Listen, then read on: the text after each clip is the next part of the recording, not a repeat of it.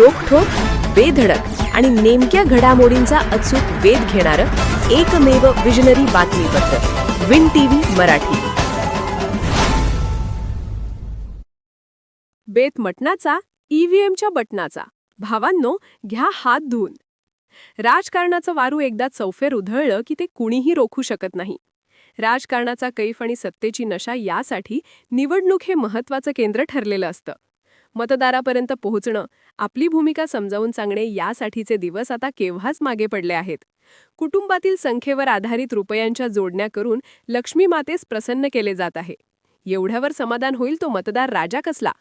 उमेदवाराची ऐपत बघून रोज जेवणावळीस कार्यकर्त्यांची व्हेरी स्पेशल तर मतदार राजाची स्पेशल जोडणी केलेलं चित्र जिल्हा परिषद आणि पंचायत समिती निवडणुकांमध्ये पाहावयास मिळत आहे.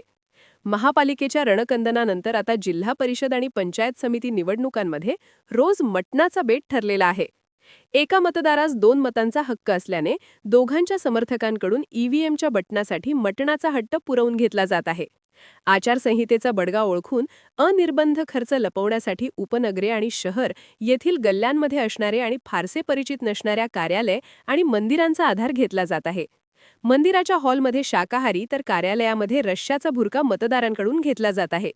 एकंदरीत 5 फेब्रुवारीपर्यंत मतदार हा राजा असणार आहे.